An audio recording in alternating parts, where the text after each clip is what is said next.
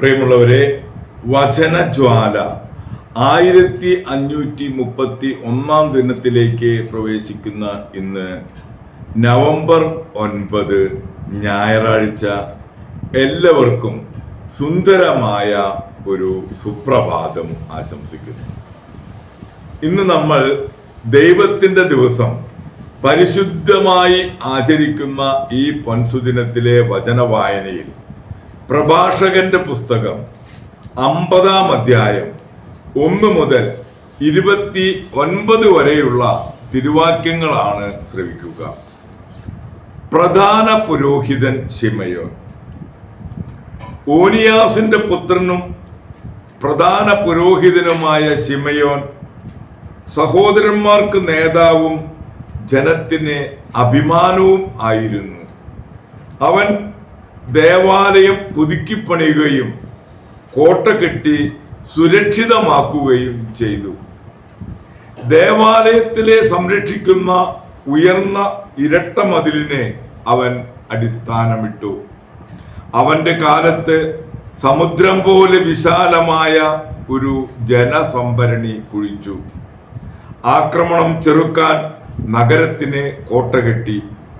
അവൻ ജനത്തെ നാശത്തിൽ നിന്ന് രക്ഷിച്ചു. ശ്രീകോവിലിന് പുറത്തു വരുന്ന അവനെ ജനം പൊതിയുമ്പോൾ അവൻ എത്ര മഹത്വപൂർണനാണ്. മേഘങ്ങൾക്കിടയിൽ പ്രഭാത താരം പോലെ, ഉത്സവവേളയിൽ പൂർണ്ണ ചന്ദ്രനെ പോലെ, അത്യുന്നതന്റെ ആലയത്തിന് മുകളിൽ പ്രശോഭിക്കുന്ന സൂര്യനെ പോലെ, തിളങ്ങുന്ന മേഘങ്ങൾക്കിടയിൽ വിളങ്ങുന്ന മഴവില്ല് പോലെ, വസന്തത്തിൽ പനനീർപ്പൂ പോലെ, നീർച്ചാലിനരികെ നിൽക്കുന്ന ലില്ലി പോലെ, വേനൽക്കാലത്ത് ലെബനോനിൽ മുളയ്ക്കുന്ന പച്ച പൊടിപ്പു പോലെ, ധൂപകലശത്തിൽ പുകയുന്ന സുഗന്ധ ദ്രവ്യം പോലെ, രത്നഖചിതമായ സ്വർണ തളിക പോലെ, കാച്ചു നിൽക്കുന്ന ഒലീവ് പോലെ, മേഘം ഉരുമുന്ന ദേവദാരു അവൻ പ്രശോഭിച്ചു. അവൻ മഹിമയേറിയ സ്ഥാനവസ്ത്രമണിഞ്ഞ് സർവാലങ്കാര ഭൂഷിതനായി വിശുദ്ധ ബലിപീഠത്തെ സമീപിച്ച് വിശുദ്ധ കൂടാരത്തിന്റെ അങ്കണത്തെ മഹത്വപൂർണമാക്കി. അവൻ ബലിപീഠത്തിലെ അഗ്നിക്കരികെ നിന്ന് പുരോഹിതന്മാരുടെ കയ്യിൽ നിന്ന് ഓഹരികൾ സ്വീകരിച്ചു. പൂമാല പോലെ സഹോദരന്മാർ അവനെ ചുറ്റി നിന്നു. അവൻ അവരുടെ മധ്യേ ഈന്തപ്പനകളാൽ വലയിതമായ ലെബനോനിലെ ഇളം ദേവദാരു പോലെ ശോഭിച്ചു. അഹറോന്റെ പുത്രന്മാർ തങ്ങളുടെ സർവ വിഭൂഷകളോടും കൂടെ കർത്താവിനുള്ള കാഴ്ചകൾ കരങ്ങളിലേന്തി ഇസ്രായേൽ സമൂഹത്തിന്റെ മുൻപിൽ നിന്നു. ബലിപീഠത്തിലെ ശുശ്രൂഷകൾ പൂർത്തിയാക്കി അത്യുന്നതനായ സർവശക്തനെ കാഴ്ചകൾ ഒരുക്കിയതിനു ശേഷം അവൻ പാനപാത്രത്തിൽ മുന്തിരിച്ചാറെടുത്ത് നൈവേദ്യവും സർവാധിരാജനായ അത്യുന്നതന് പ്രീതികരമായ പരിമളവുമായി ബലിപീഠത്തിന് മുൻപിൽ ചവിട്ടിൽ ഒഴുക്കി. അഹറോന്റെ പുത്രന്മാർ ആർത്ത് വിളിക്കുകയും ലോഹനിർമ്മിതമായ കാഹളം ഊതുകയും ചെയ്തു. അത്യുന്നതൻ തങ്ങളെ സ്മരിക്കുന്നതിന് വേണ്ടി അവർ ഉച്ചഘോഷം മുഴക്കി.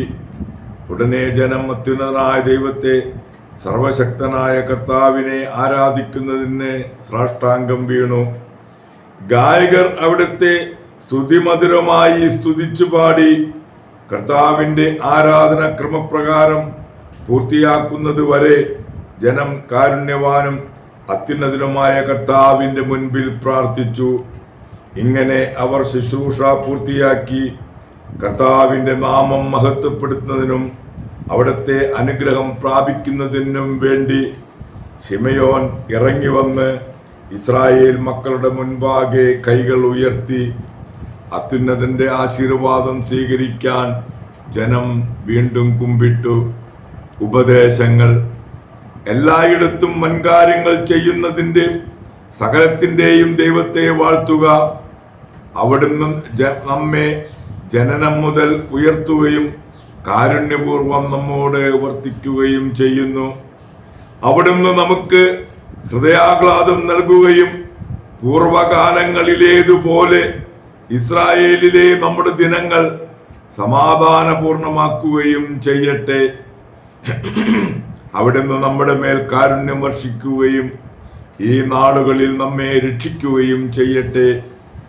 2 ജനതകൾ നിമിത്തം ഞാൻ ക്ലേശിക്കുന്നു, മൂന്നാമത്തേത് ജനതയെ അല്ല. സെയീർമലയിൽ വസിക്കുന്നവരും ഫിലിസ്ത്യരും ഷെക്കെമിലെ മൂഢജനതയും വിജ്ഞാനത്തിന്റെയും വിവേകത്തിന്റെയും ഉപദേശങ്ങൾ ഈ ഗ്രന്ഥത്തിൽ ഞാൻ എഴുതിയിട്ടുണ്ട്.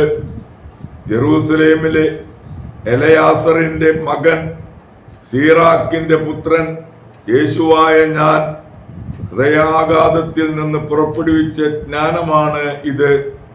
ഇക്കാര്യങ്ങളെപ്പറ്റി ചിന്തിക്കുന്നവൻ അനുഗ്രഹീതൻ, അവയെ ഹൃദയത്തിൽ പ്രതിഷ്ഠിക്കുന്നവൻ ജ്ഞാനിയാകും.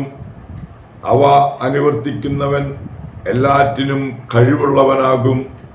കർത്താവിന്റെ പ്രകാശമാണ് അവനെ നയിക്കുന്നത്. ദൈവത്തിന്റെ തിരുവചനമാണ് നാം ശ്രവിച്ചത്. പ്രിയമുള്ളവരെ, ആഗോള കത്തോലിക്ക സഭയിൽ ഇന്ന് രക്തസാക്ഷിയായ വിശുദ്ധ തെയോഡോർ ടീറോയെ അനുസ്മരിക്കുന്ന പൊൻസുദിനം. പൗരസ്ത്യ പ്രദേശത്ത് ഒരു കുലീന കുടുംബത്തിലാണ് തെയോഡോർ ജനിച്ചത്. യുവാവായിരിക്കുമ്പോൾ തന്നെ അവൻ സൈന്യത്തിൽ ചേർന്നു. 306 എല്ലാ ക്രിസ്ത്യാനികളും വിഗ്രഹത്തിന് ബലി സമർപ്പിക്കണമെന്ന് ചക്രവർത്തി ഒരു വിളംബരം വഴി ആജ്ഞാപിച്ചു. തെയോഡോർ സൈന്യത്തിൽ ചേർന്ന് പോന്തൂസിലേക്ക് മാർച്ച് ചെയ്യാൻ തുടങ്ങുകയായിരുന്നു. അപ്പോഴാണ് അദ്ദേഹത്തിന് ഒന്നുകിൽ മതത്യാഗം അല്ലെങ്കിൽ മരണം എന്ന് വിധിയുണ്ടായത്. അദ്ദേഹം സൈന്യാധിപനോട് പറഞ്ഞു, താൻ ക്രിസ്ത്യാനിയാണെന്നും തൻ്റെ ഓരോ അവയവവും വെട്ടിമുറിച്ച് ദൈവത്തിന് സമർപ്പിക്കപ്പെടാവുന്നതാണെന്നും ശാന്തത കൊണ്ട് തെയോഡോറിനെ മാനസാന്തരപ്പെടുത്താമെന്ന് കരുതി സൈന്യാധിപൻ കുറെ നേരത്തേക്ക് ഒരു തീരുമാനവും പറഞ്ഞില്ല. തനിക്ക് ലഭിച്ച സ്വാതന്ത്ര്യം ഉപയോഗിച്ച് അദ്ദേഹം ഏസിസിന്റെ ക്ഷേത്രം ദഹിപ്പിച്ചു കളഞ്ഞു. താനാണ് ഇത് ചെയ്തതെന്ന് മറച്ചു വെച്ചുമില്ല. എന്നിട്ടും വിശ്വാസം ഉപേക്ഷിച്ച് ജീവൻ രക്ഷിക്കാൻ ന്യായാധിപൻ തെയോഡോറിനെ അനുസ്മരിച്ചു, ഉപദേശിച്ചു. തെയോഡോർ കുരിശടയാളം വരച്ചുകൊണ്ട് പറഞ്ഞു, ഞാൻ ശ്വസിക്കുന്നിടത്തോളം കാലം ക്രിസ്തുവിന്റെ നാമം ഉച്ചരിക്കും. ക്രൂരമായി തെയോഡോറിനെ മർദ്ദിച്ച ശേഷം ന്യായാധിപൻ ചോദിച്ചു, എത്ര ലജ്ജാവഹമായ നിലയിലാണ് ക്രിസ്തു താങ്കളെ എത്തിച്ചിട്ടുള്ളത് എന്ന് കാണുന്നില്ലേ?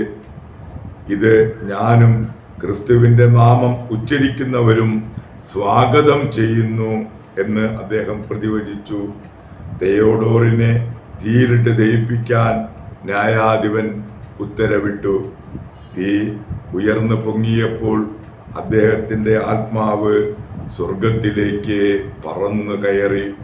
പ്രിയമുള്ളവരെ, ധീര രക്തസാക്ഷിയായ വിശുദ്ധ തെയോഡോർ ടീറോയുടെ മധ്യസ്ഥം യാചിച്ച് ഇന്നത്തെ ഈ നല്ല ദിവസത്തിലേക്ക് നമുക്ക് പ്രവേശിക്കാം. എല്ലാവർക്കും നല്ല ഒരു ഞായറാഴ്ച ദിവസം ആശംസിക്കുന്നു.